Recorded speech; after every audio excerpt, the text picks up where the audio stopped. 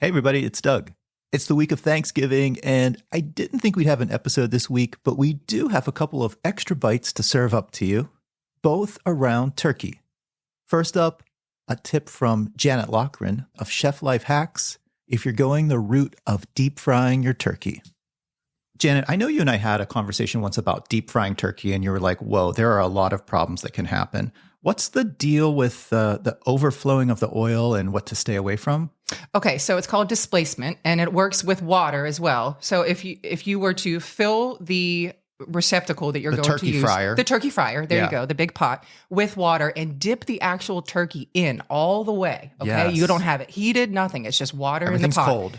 Yeah. Then you can see where that water line is going to hit once that turkey is in there. And you've noticed in the past, if you've worked with deep frying anything, even on your stove, it's going to bubble up. Yes. So you need quite a bit of room of space to make sure that it's not going to overflow. Because as soon as it does, you're likely going to have a grease fire with that, flame underneath it immediately. And then, you got a story for the next day, but no turkey. So if you're doing turkey frying, measure ahead. Yes. For displacement. Yeah. You need some space for the bubbling up of the oil. Yeah. You're never going to fill that fryer vessel the whole way full with oil. Heck no. Yeah. All right. And I think at this point, they've had so many instances of that. They actually have lines on there, but just don't trust it. Because what if you're using a 5-pound turkey as opposed to a 12-pound 22-pound turkey? Yeah. Oh so my the God. larger, the more displacement. Oh, super important. Thank you. You're welcome.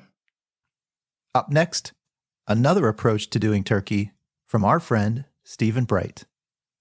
So hey, everybody, we're back with my friend, Chef Stephen Bright, and we talked a few weeks ago with you just about your overarching culinary career. So interesting.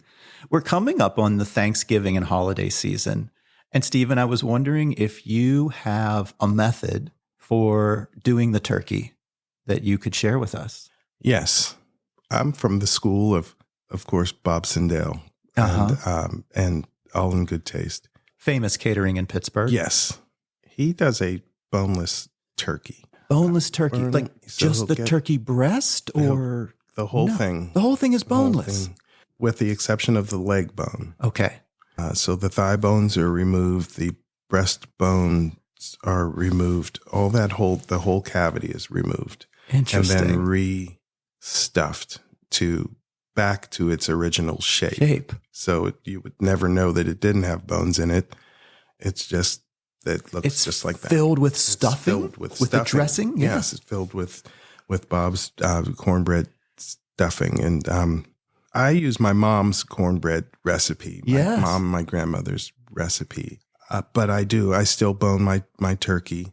It actually makes it easier to brine overnight because once you take the bones out, it's compactable. You can put it into a larger container and with enough water and salt in there to sort of brine it overnight. You mean for the lay person here, we might be able to get it in our fridge. Yeah. Where some of those big turkeys you cannot. Mm-hmm. Yeah, there were years when you would check the weather to see if you could leave it in the garage overnight. That's right. Yeah. Some years it's cold enough to do that. But you do. You make room in a refrigerator and you sort of just commit to putting that brine turkey in overnight so that it can retain all the moisture that it can. All right. So let's break that down a little bit. So you like to brine for 24 hours? Yeah. Mm-hmm. Just because it's just a step that you can put in the refrigerator and forget about it and then work on other stuff.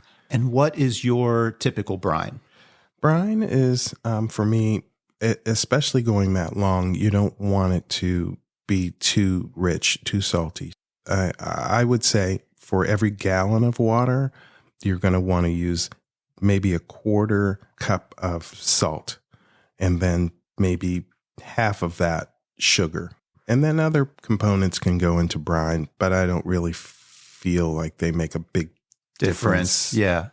It's like turkey. You could put bay leaves and sometimes people do citrus slices or something. Sure. But that's all specific to what you like. I just like it really simple. Little sugar, little salt, and water overnight. Not too much. I do have a little chef question. What kind of salt do you use? Kosher salt. What brand of kosher salt do you tend to buy? I've used the diamond one, but But at the store, if I see what's the blue box? It's Morton's. Morton's. Yeah, I'll just go to that. But do you know there's a difference? No. I can't believe I'm telling you this. Yeah. But this is good. If you look at those two boxes, Morton and Diamond Crystal, the Diamond Crystal box is double the size. Yes. And it's because of the crystals and how they compact.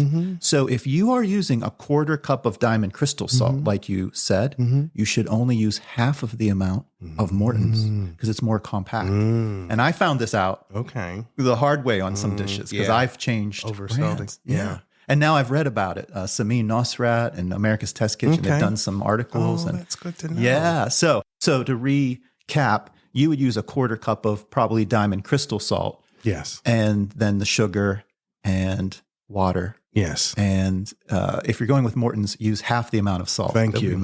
Because you don't want to oversalt. I mean, that's something you can't reverse. Right. And you don't want to ruin your Thanksgiving. That would be I can't believe I'm telling you something that you didn't know. I love it. You should be able to believe it. I don't, I've had a wild career, but I don't know everything. That's all right. You're still learning. That's right. And I never want to stop. That's wonderful. It's the best thing about food. Yeah. Right? I think I'm just going to start buying Diamond Crystal salt. There you go. Then.